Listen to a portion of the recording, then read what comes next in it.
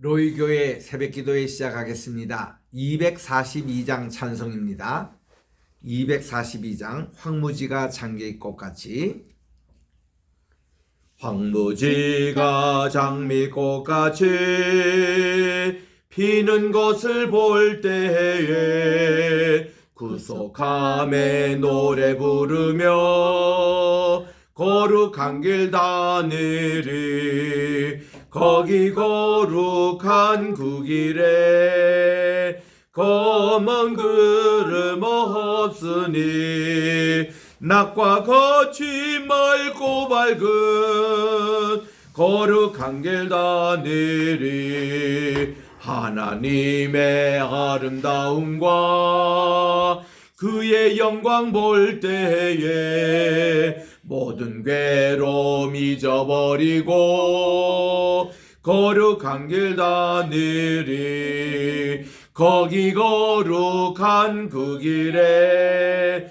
검은 구름 없으니 낮과 같이 밝고 맑은 거룩한 길 다니리 마른 땅에 샘물 터지고 사막에 물을 넣을 때 기쁨으로 찬송 부르며 거룩한 길 다니리 거기 거룩한 그 길에 검은 구름 없으니 낮과 같이 맑고 밝은 거룩한 길 다니리 거기 악한 짐승 없으니 두려울 것 없겠네 평안함과 즐거움으로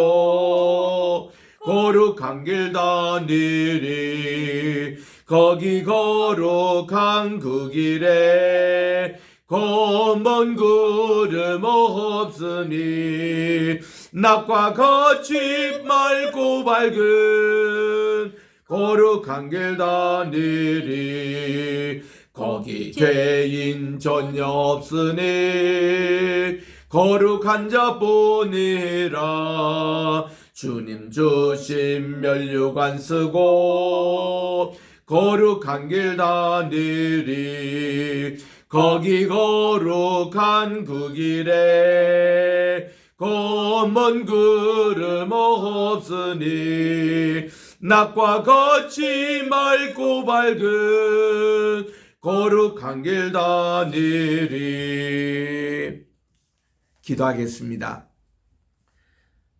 사랑의 하나님 아버지 참으로 감사드립니다. 지난 간밤에도 편히 쉬게 하여 주시고 오늘도 단잠에 깨워주셔서 새벽 이 시간 주님 앞에 나와 예배드리고 또 오늘 또 기도드리며 또 이렇게 하루를 시작하오니 이날 하나님께서 주신 2023년도 2월 14일 화요일입니다. 하나님 오늘 하루도 성지순례 이튿날 맞이해서 오늘 이집트의 피라미드와 또 이집트 박물관 또 이제 나일강 이런 지역을 오늘 또 이제 둘러볼 때에 우리 예수님께서 이곳에 3년 반 피난에 계셨으며 또 이곳은 아브라함이 방문했던 곳 또 요셉이가 와서 총리를 하면서 모든 부모님과 형제 자매를 초청하여 이집트 이민 고센 땅에서 이제 저들이 400명 생했던 곳이오니 하나님 이곳을 통해서 하나님 큰 영광 거둬 주시옵기만을 예수님의 이름으로 기도드립니다. 아멘. 오늘은 우리 출애굽 제1장입니다. 출애굽 제1장 8절부터 13절까지 우리 오늘 제가 봉독하도록 하겠습니다. 요셉을 알지 못하는 새 왕이 일어나 애굽을 다스리더니 그가 그 백성에게 이르되 이 백성 이스라엘 자손이 우리보다 많고 강하도다. 자 우리가 그들에게 대하여 지혜롭게 하자. 두렵건대 그들이 더 많게 되면 전쟁이 일어날 때에 우리 대적과 합하여 우리와 싸우고 이 땅에서 나갈까 하노라 하고 감독들을 그들 위에 세우고 그들에게 무거운 짐을 지워 괴롭게 하여 그들에게 바로를 위하여 국고성 비돔과 람셋을 건축하게 아니라. 아멘. 아멘. 우리 어저께 이어서 오늘은 출애굽기 우리 1장 이것을 상고하도록 하겠습니다. 우리 하나님께서 요셉을 선발대로 이집트에 미리 보내셨습니다. 물론 그는 형들의 시기에 그 질투를 당해가지고 죽을 뻔했지요. 그런데 그의 제일 맏형인 루벤이 그의 생명은 건드리지 말라 하고 외출한 사이에 미디언에서 이제 그 길앗 있는 상인들이 이곳을 지나게 됐습니다. 그들은 이집트로 가는 길목에 있습니다. 길앗은 훗날 우리 엘리야의 고향이 됐던 그 곳인데 여기는 향품이 많이 났어요. 그래서 이 향품을 가져다가 이집트에 판매하는 상인들이 있었습니다. 그들이 지나갈 때에 요셉의 형들이 이렇게 얘기합니다. 우리 손으로 우리 요셉을 처치하지 말고 차라리 이 상인에게 종으로 팔자. 그렇게 합의가 돼서 루벤은 그때 웃었습니다. 그래서 그들이 은 20냥을 받고 요셉을 종으로 팔았습니다.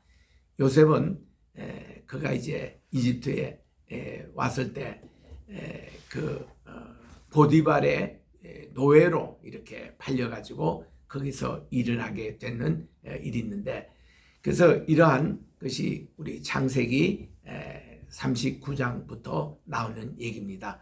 그래서 요셉이는 그곳에서 신임을 얻어서 가정 총무까지 하다가 보디발의 그 아내, 보디발은 그 당시에 장관들을 이렇게 옥에 갇히는 이 경호대장을 했던 분입니다. 이런 집에 그가 일을 하게 됐는데 그 부인에게 성추행을 당해가지고 그가 이렇게 참 굉장히 죽을 뻔했습니다. 왜냐하면은 이 성추행을 보디발의 아내에게 했으니까 가만히 있겠습니까? 그런데 이제 유대인의 그 문서인 미시나에 보면은 보디발의 아내가 요셉을 겁탈하고 달려들다가 저항을 하니까 이제 옷을 딱 잡는데 요셉이가 그 옷을 벗고서 도망쳤거든요. 그러니까 도리어 이 부인은 요셉에게 그 죄를 뒤집어 씌우기 위해서 큰 소리로 질러서 자기 남편이 오게 됐습니다. 남편은 경호대장이자 요즘으로 말하면 검찰총장과 같은 사람입니다. 그런데 딱 보면 알아요. 보디발의 아내가 옷을 이렇게 거꾸로 잡고 있는 겁니다. 보디발의 아내의 얘기에 의하면은 요셉이가 이제 급탈하러 이렇게 들어와서 자기가 옷을 잡았다고 그러는데 그가 잡고 있는 방향을 보면은 요셉의 옷을 벗겨가지고 이 여인의 손에 들어가 있는 거예요. 그래서 보디발은 또 아내가 아이고 이것도 일을 저질렀구나 속으로는 생각하고 그걸 바둑으로 드러내면은 그게 이제 창피를 당하니까 그냥 욥을 옥에 잠시 머물게 했던 것입니다. 여러분 생각해 보세요.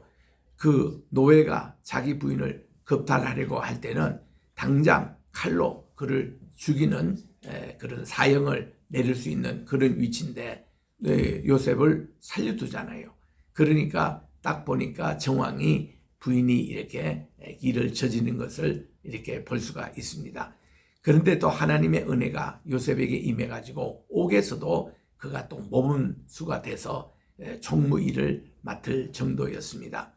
그래서 요셉은 자기가 모르게 이쪽에서 다 이 하나님께서 그로 하여금 총리로 되는 그런 훈련을 종살이 통해서 또 이렇게 옥살이를 통해서 13년 동안 하나님이 다 그를 지키고 있었습니다. 17살 때에 종으로 팔려와가지고 그가 30세 때 총리가 되었으니 13년 동안 이런 모든 과정을 거치게 되는 것입니다. 이때 여기 보니까 자기가 총리가 돼가지고는 이제 아버지까지 이민 초청을 할 때에 아버지가 그 모든 형제들을 이끌고 이민 올 때 그때 숫자가 66명이라고 그렇게 나옵니다. 우리 창세기 46장에 우리 읽어보도록 하겠습니다. 거기에 보면 여기에 얼마나 이렇게 왔느냐에 대해서 이렇게 말씀을 하고 있습니다. 우리 창세기 46장 26절에 보니 야곱과 함께 애굽에 들어간 자는 야곱의 며느리들 외에 여성을 빼고요 66명이라고 그랬습니다. 다 야곱의 문에서 태어난 자들입니다. 그리고는 이집트에는 이미 요셉이 있죠. 자기 낳은 두 아들이 있습니다. 여기에 보니까 므낫세와 에브라임이 있었잖아요. 그래서 야곱의 집사람으로 애굽에 있는 자가 야곱을 포함해서 모두 70명이었다. 이렇게 나오는 걸 볼 때 어저께 제가 말씀드린 대로 노아의 후손이 우리 홍수 후에 창세기 10장과 11장에 보니까 그 노아의 모든 자손이 70명이 온 세계에 퍼졌습니다. 여기도 70명이 지금 이집트로 이민을 갑니다. 그래서 이 70명이 400년 만에 군인만 60만 대군이 되었더라. 엄청나게 인구가 성장하는 것입니다. 그야말로 고센 땅은 비옥해가지고 그들이 자고 일어나면 애가 한 명 생기고 또 자고 일어나면 애가 한 명 생기고 그렇게 기하급수적으로 이 자녀가 이렇게 증가한 것입니다. 여러분들이 이게 4대 만에 이렇게 60만 대군이 됐다. 여러분 족보를 한번 살펴보시기 바랍니다. 저는 파평윤 씨 집안의 소공파입니다.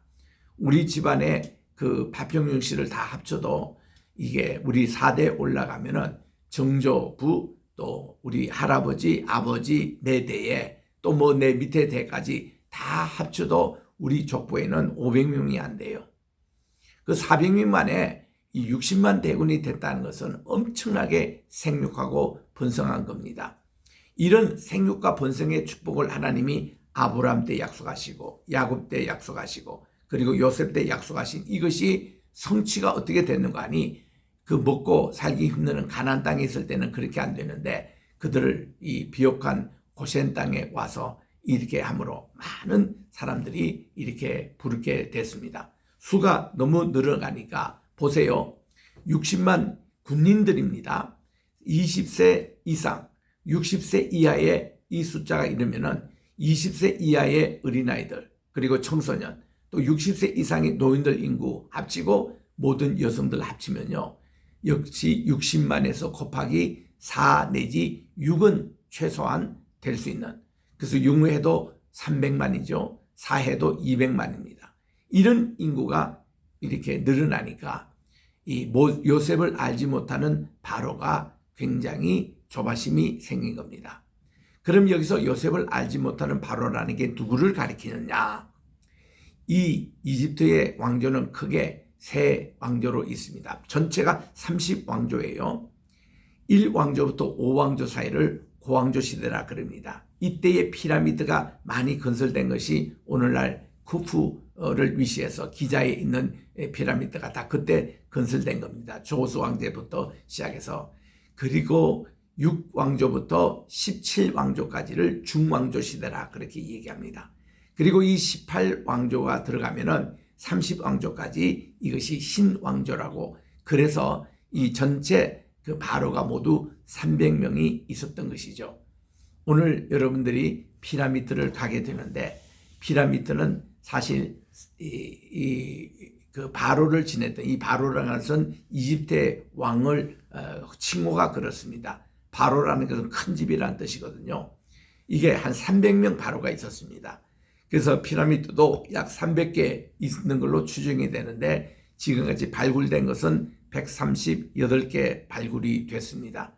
그 중에 아주 대표적인 피라미드를 오늘 아침에 가보시게 되는데 기자에 있는 쿠푸와 카프레 그리고 그의 손자 피라미드를 가보게 되는데 이런 왕조에서 특별히 17왕조가 끝나고 18왕조가 될 때 신왕조가 시작이 되는 것이죠. 그 전에 이제 태양의 신 아케나톤이라는 이분이 이 남부 그 이집트를 통일시킵니다. 태양의 신으로. 그래서 이 태양의 신 유일신으로 삼아가지고 통일을 시키는데 안타깝게도 그의 아들이 되는 투텐카멘이 9살 때 이렇게 왕으로 취임했지만 그가 9년 동안 다스리다가 18세에 살해를 당하는 이 얘기 나옵니다. 그래서 오늘 우리 방문할 이집트 박물관 2층에 가면 투텐카멘의 그러한 이제 그 묘실을 우리 발견하는데, 다른 바로의 굴들은 다 도굴을 당했습니다만은 이 투텐카멘 거는 1922년에 발굴이 됐어요. 그래가지고 하나 또 외국에 나가지 않고 다 이집트 정부에서 관리하는 유일한 그 바로가 된 겁니다.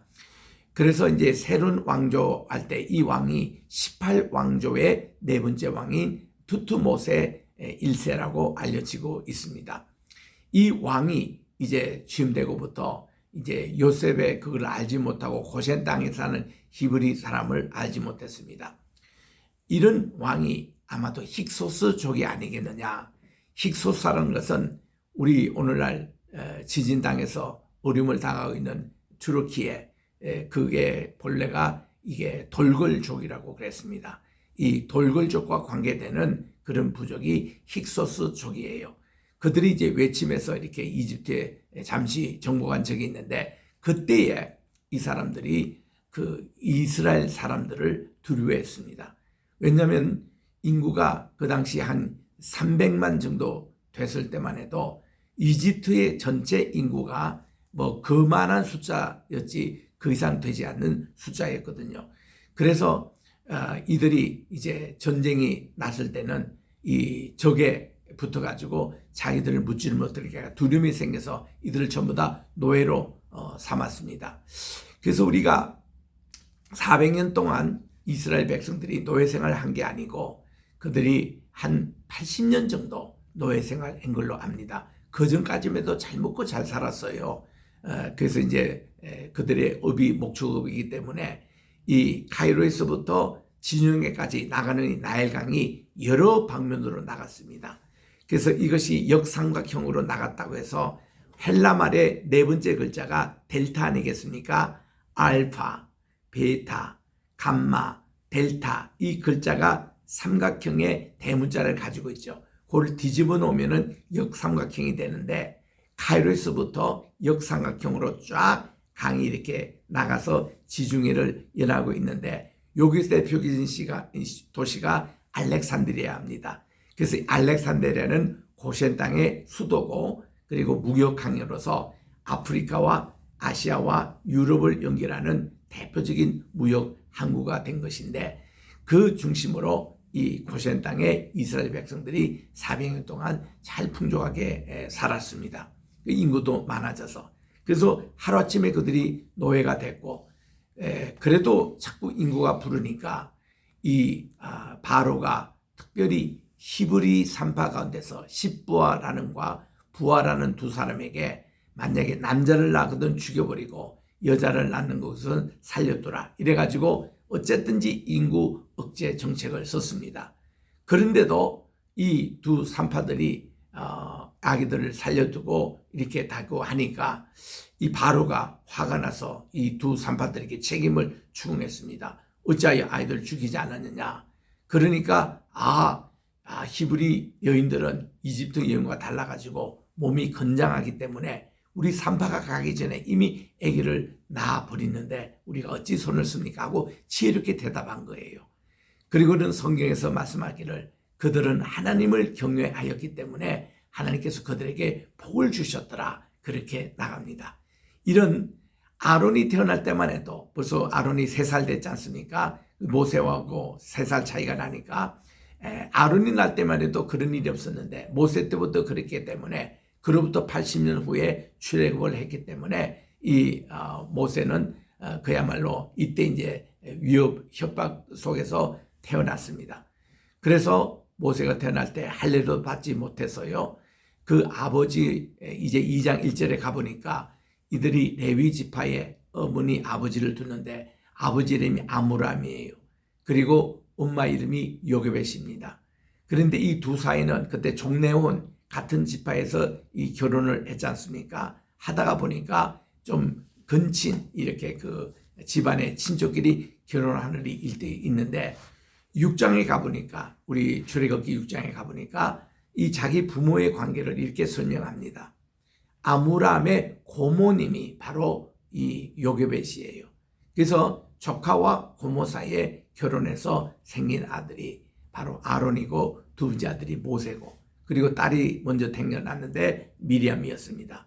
그래서 이제 태어났는데 한 100일 동안 석 달 동안 그렇게 키웠는데 너무 아이 울음이 이제 커지고 해서 도저히 감당할 수 없어서 갈상자를 만들어 가지고 이 나일강에 띄웠습니다. 그래서 이 갈상자가 이렇게 가는데 갈상자라는 이 말을 보면은 Ark of Bulrush라고 그렇게 나옵니다. 이건이 뭔가니 이 갈대로 만든 방주라는 뜻이에요. 그 성경에 아크라고 붙인 것이 3개가 있습니다. 첫째는 노아의 방주를 아크라고 그래요. ARK, 테베라고 그렇게 얘기합니다. 히브리 말로 테베를 아크라고 번역하고 있고 두 번째는 모세가 탄 갈대 상자를 아크라고 그럽니다. 그리고 세 번째는 하나님의 언약궤의 가장 중요한 부분이 지성소에 있는 언약궤를 얘기하는데 그것을 아크 오브 카비넌트라 그럽니다. 모두 테베라는 말을 쓰고 있어요. 이 방주는 배가 아닙니다. 배는 돛대도 있고 삿대도 있고 키가 있는데 방주는 그렇지 않습니다. 박스입니다. 하나님이 가라면 가고 쓰라면 쓰고 또 방향도 하나님이 정하시고 이게 방주거든요. 오늘날 우리 교회가 이래야 되지 않겠느냐. 교회는 인간이 끌어가는 그런 돛대도 있고 삿대 있고 사공이 있는 그런 교회 모습보다도 하나님이 방향을 정하시고 하나님이 가게 하시고 하나님이 멈추게 하시고 하나님이 정박해 가신 모든 것 이 방주형의 교회가 오늘날 우리가 꼭 필요한 것이 아니냐 이런 교회론을 생각해 보게 됩니다. 좌우지간 나일강에 이렇게 이제 벌어졌던 갈상자가 어디로 흘러갔는가 하면은 그 당시 합세수트라고 하는 공주가 이렇게 목욕을 하고 있었는데 그 앞으로 떠내려 가는 것입니다. 이거는 뭔가니 하나님께서 하신 일이에요. 인간이 요게벳이 그 갈상자를 그 시간 띄웠지만은 이것이 공주 앞에 갈 거라고는 꿈에도 생각하지 못했는데 요게벳은 자기 딸 미리암 즉 모세의 누나에게 야, 이 갈상자가 어떻게 되는지 가보라 하고 그는 갈대 숲으로 이렇게 해서 이게 이제 가는데 마침 공주가 목욕을 하고 있었는데 이 갈상자가 떠내려오는 거예요. 그래서 아기 울음이 그렇게 들리고 그래서 이 공주가 열어보아라 했더니 여는 순간에 이 아기가 없었던 이 합세수트 공주가 깜짝 놀랍니다. 자기는 아기가 생기지 않아요. 그런데 딱 아기를 보는 순간에 아 이거 히브리 사람이 버린 아이구나 직감은 했지만 너무나도 귀엽고 너무나도 잘생기고 그래서 그냥 적색에서 자기의 양아들로 삼고 맙니다. 입양을 합니다. 그리고는 있는데 마침 미리암이가 저기 보다가 한 5, 6살 차이 나잖아요. 미리암이가 달려왔습니다. 공주님, 제가 이 아이를 먹일 유모를 제가 아는 데 있는데 제가 이 소개를 해드릴까요? 했더니 공주가 아주 기뻐했습니다. 그래가지고 모시고 온 게 바로 모세의 친모 그 자기의 그 진짜 어머니인 요게벳을 유모로 소개해 옵니다. 이것도 배우의 하나님이 다 하신 그런 내용이에요. 그래서 이제 이 모세는 자기 엄마의 젖을 먹고 자라는데 엄마는 어때요? 자기 아들이 죽을 수 있었는데도 하나님이 공주가 그것을 그려가지고 자기는 월급까지 받으면서 자기도 좋은 환경 그 궁정에서 아이에게 젖을 먹이고 자기 친아들을 키우는 요게벳의 모습. 그래서 대개 그 당시는 3살까지 젖을 먹였거든요. 먹일 때 유대인의 교육법은 항상 3살까지 하나님의 말씀을 전하고 하나님의 사랑을 전하고 그리고 그 아이에게 인성교육을 다 시킵니다. 그래서 우리말에도 보면 3살 버릇이 8까지 간다라는 그런 것이 있는데 유대인의 그런 교육법도 꼭 마찬가지입니다. 이 3살의 어린아이 유아교육을 한 것이 8까지 가는 그런 이제 모습이 지금 이렇게 나오는데 그래서 이제 모세가 그는 엄마의 젖을 먹으면서 자기가 히브리 사람이라는 걸 알게 되고 자기 조상이 또 여기에 참 종살이라는 것을 알게 되지요. 그래서 이제 그가 이제 40이 됐을 때에 나가보니까 이집트 사람이 이 히브리 노예를 아주 압박하고 억압했습니다. 그때 이 모세가 그 이집트의 군병을 죽이고 말지요. 그 다음 날 또 가니까 어저께 자기를 구출했던, 어저께 매를 맞고 자기 때문에 정말 살아남을 수 있는 그 유대인이 또 다른 그 히브리 사람과 다투는 것을 봤습니다. 그래서 이제 가가지고 어이 자네 어저께 싸우더니 또 왜 그러냐 했더니 이 친구가 바로 이 요셉이 이집트 군인을 죽였던 것을 큰 소리로 침으로 모세가 어저께 그 살해했던 것이 발각이 됐습니다. 그래가지고 결국은 그가 이제 히브리 사람이라는 것이 들켜버렸던 것이죠. 그래서 할 수 없이 그가 도망쳤는데 어디로 간가니 이집트 경대를 떠나가지고 저 먼 미디안까지 그가 도망가게 돼서 미디안에서 그가 이제 그 조상 이 제사장 되는 이드로 큰 딸인 시프라를 만나게 되고 거기서 결혼해서 미디안에서 지내겠다 하는 것이 이제 오늘 내용입니다.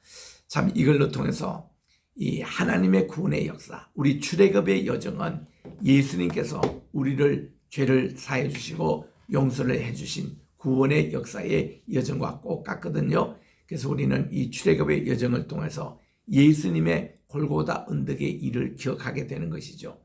우리 예수님도 요한복음 1장 29절에 보니까 세례 요한이 예수님을 소개하기를 보라 세상 죄를 지고 가는 하나님의 어린 양 이로다. Behold the Lamb of God which takes away all sins of the world. 세상의 모든 죄를 지고 가시는 하나님의 어린 양이라고 소개되고 있는 거예요. 그 예수님이 그야말로 3년 반 만에 이제 골고다 십자가에 지실 때에 우리는 흔히 십자가 부활해서 십자가를 얘기하지 않습니까? 그런데 예수님 당시도 그랬고 그 십자가는 그가 그 사형수들의 당하는 형들에 불과했습니다. 그래서 우리는 십자가라는 그런 얘기를 얘기하는 것보다도 오히려 예수님이 화목제물로 이제 돌아가신 대속의 사건이었습니다. 그래서 십자가라는 표현보다도 예수님이 화목제물로 이 세상 죄를 다 지고 가신 하나님의 어린 양으로서 죽임을 당하심으로 우리 모든 죄를 다 용서해 주셨다는 것이 예수님이 십자가 마지막 상에서 하신 요한복음 19장 30절에 다 이루었다. 이 말을 테테슬라이라고 그렇게 헬라말에 얘기합니다. 테텔레슬라이라는 것이 뭔가니 all debts of sin, 우리의 모든 죄짐이 is forgiven, 다 이게 탕감되었다, 용서됐다 라는 뜻입니다. 그게 구속의 구원의 완성이거든요. 그래서 우리 이런 출애굽의 이 과정이 결국은 하나님을 예배하는데 초점을 맞춘 거라면은 우리의 모든 죄를 지시고 또 이렇게 마다들의 장자의 살리심의 이런 은총이 이 십자가와 관계됐던 구원의 과정이라는 걸 생각하고 우리 계속 오늘 또 예수님의 골고다 언덕에 죄짐을 지신 이것을 생각하며 오늘 또 승리하는 복된 하루가 되시기를 주의 이름으로 축원합니다. 기도하겠습니다. 하나님 아버지 감사합니다. 오늘 출애굽기 1장과 2장 전반부를 통해서 또 이렇게 모세가 물에서 건짐을 받았다. 정말 이 바로의 그 공주가 되는 요셉 슈트가 자기의 양아들을 삼고 이제 3년 동안 음모와 젖을 먹였던 모세를 자기 양아들을 담는 날, 그날 이름을 지어둔 것이 모세였습니다. 물에서 건졌다는 이집트의 말입니다. 그래서 두투 모세라든지 이런 모세의 이름이 바로 이름에도 있습니다. 하나님 이렇게 해서 살아남았던 이 모세인데 하나님 이 모세를 하나님이 앞으로 이 모든 이스라엘 백성들을 적과 꿀이로는 가나안 땅 바른 예배로 인도하는 예배자로 삼아주신 것을 기억하면서 우리들도 오늘 이 여정의 길을 갈 때에 예수님의 구속의 은총을 생각하며 주님과 함께 골고다 십자가 언덕으로 가는 심정으로 이 모든 순례 여행을 마치게 도와주시옵기만을 간절히 바라고 오늘 또 유튜브를 통해서 듣는 모든 분들에게 하나님 저들이 기도로 간구하여 믿음으로 응답받는 귀한 역사가 일어나게 도와주시옵기만을 예수님의 이름으로 기도드립니다. 아멘. 하늘에 계신 우리 아버지여 이름이 거룩히 여김을 받으시오며 나라의 임하옵시오며 뜻이 하늘에서 이룬 것 같이 땅에서도 이루어지이다. 오늘날 우리에게 일용할 양식을 주옵시고 우리가 우리에게 죄진 자를 사하여 준 것 같이 우리 죄를 사하여 주옵시고 우리를 시험에 들게 하지 마옵시며 다만 악에서 구하옵소서. 대개 나라와 권세와 영광이 아버지께 영원히 있사옵나이다. 아멘.